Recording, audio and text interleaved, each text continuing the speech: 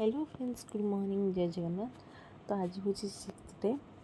तो षठी माँ को पूजा हुए आमर ये शाशु घरे। मो बापा से ना से पूजा कौन केमती षठी पूजा मामू घर निहाती आसा पड़ो जेहेतु पूजा हम पूजा सब जिनस नहीं आसापी पड़े।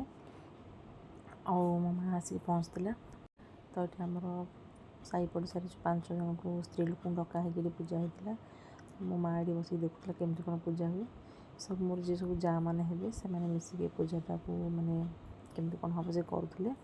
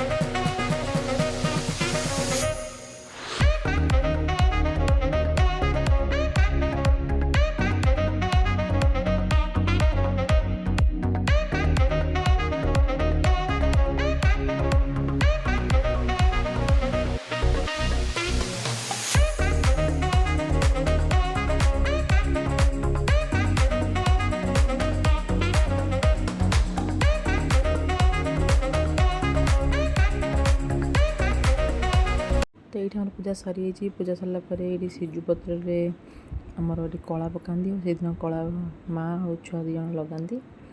ये कलश बसिक पूजा होता कौड़ी देकी 7 कौड़ी। तापर भोग आमर ये पिठा हुए भोग आ माछ भी भोग हुए ठाकुर पाखे कि शनिवार दिन शनिवार तो माछ भोग होता खाली पिठा ही भोग होता।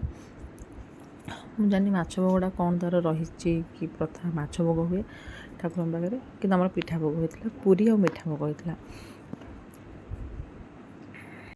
तो 6 दिन ये षठी माँ को पूजा सरला 7 दिन दिन माँ छुआ को गाधे दिखती और 12 दिन भी गाधे दिखती।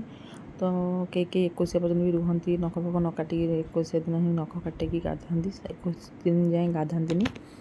तो आम 7 दिन गाधे पुणी 12 दिन गाधे। आठी जो षठी माँ पाखे जो कौटा लगी से कौटा आमर रखा जाए प्रति वर्ष जन्मदिन में सत्यनारायण पूजा पूजा हुए। तो आज ये रही। नमस्कार, जय जगन्नाथ।